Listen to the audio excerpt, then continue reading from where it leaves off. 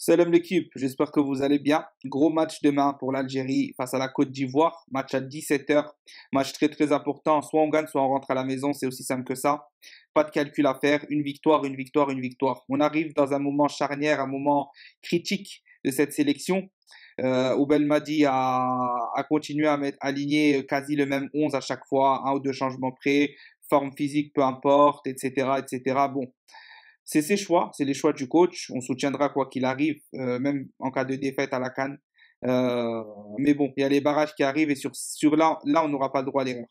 Espérons que cette claque, cette gifle qu'on a pris face à la Guinée remette les pendules à l'heure, que ça soit au niveau des joueurs, que ça soit même peut-être au niveau de Belmadi, au niveau de ses choix, hein, parce que c'est pas un semi-échec comme ce qui a pu été dit sur la première conférence, c'est un échec tout court.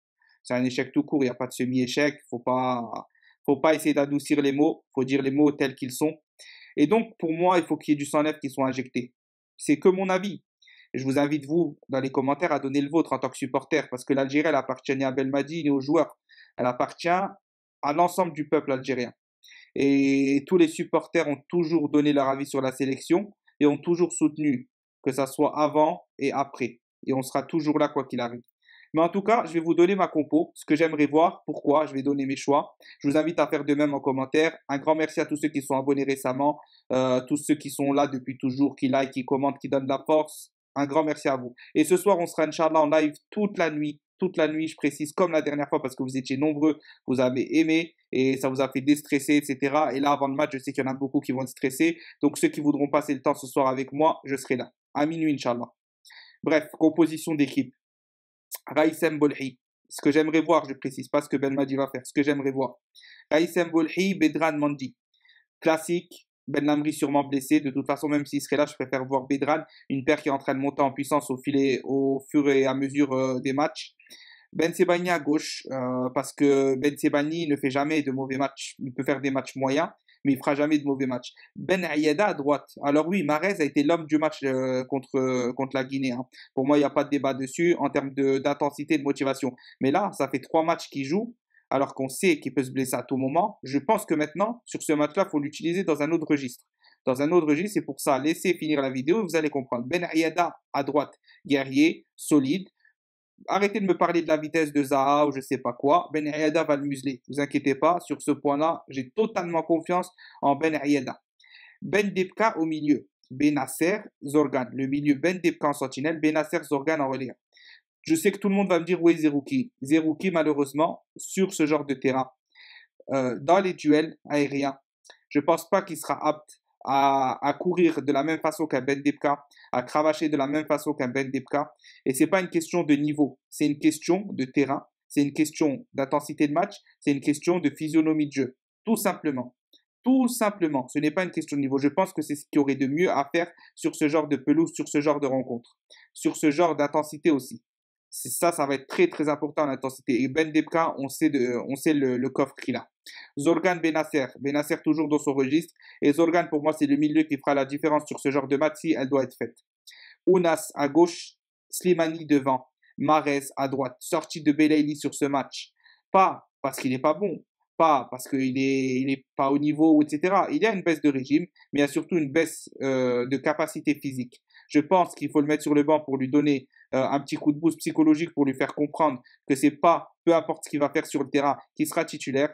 Et je pense que 45 minutes à 100% valent mieux que 90 minutes où tu es une fois à 100%, une fois à 20%, une fois à 90, une fois à 50, etc.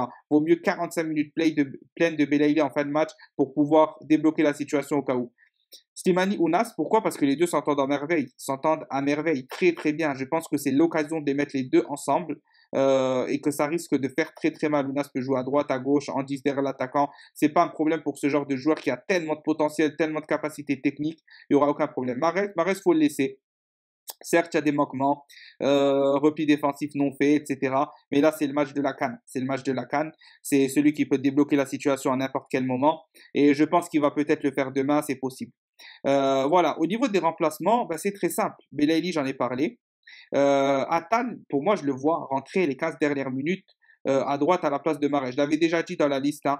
ou même en parlant de Ben Aida, Atal, pour ceux qui savent, j'ai toujours dit qu'Atal, il fallait pas l'utiliser en titulaire sur cette CAN pour moi. Il fallait l'utiliser à la place de Ben Aida pour les 20 dernières minutes, ou même à la place de Mahrez, ou même sur le côté gauche, en ailier gauche. Les trois postes-là lui iront très bien. Et sur ce truc-là, vraiment, qui rentre dans les 15 dernières minutes, pardon, et qui marque, ça serait vraiment très beau à voir et très mérité pour sa dernière prestation.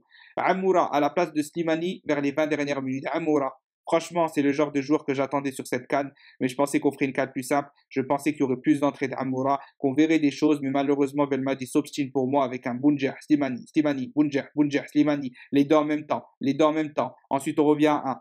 Non. Il faut changer, je pense. Il faut changer, je pense. Ferouli qui rentre à la 70e pour apporter son expérience. On a vu que physiquement ça n'allait pas, qu'il était cuit. Donc ça sert à rien d'insister. Ça ne sert à rien d'insister. Il est cuit. On passe à autre chose.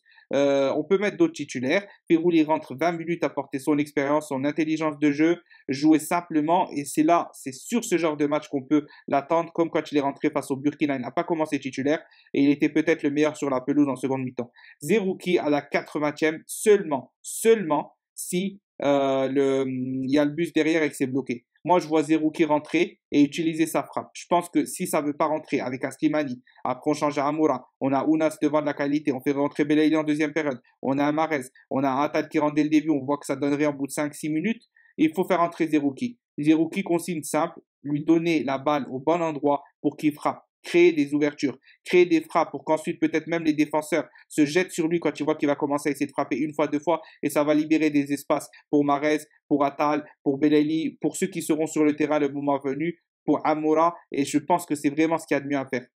Voilà ma composition d'équipe, mes choix. Le but n'était pas d'aligner le meilleur 11 de l'Algérie, le but était d'aligner le meilleur 11 pour battre la Côte d'Ivoire. Voilà comment moi je pense en tout cas.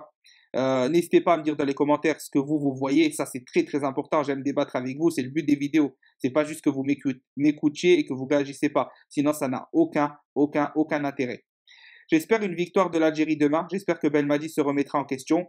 Parce que je vous dis que s'il met le même 11, c'est très négatif. Même si on venait à gagner avec le même 11, je vous assure, ça sera quelque chose de très négatif. Et si c'est pas là, ça sera pour les barrages. J'espère que Belmadi va s'en rendre compte. J'espère que Belmadi va faire ce qu'il a à faire. C'est lui le coach. On lui fait confiance. Nous, on n'est pas des entraîneurs, on est juste des supporters.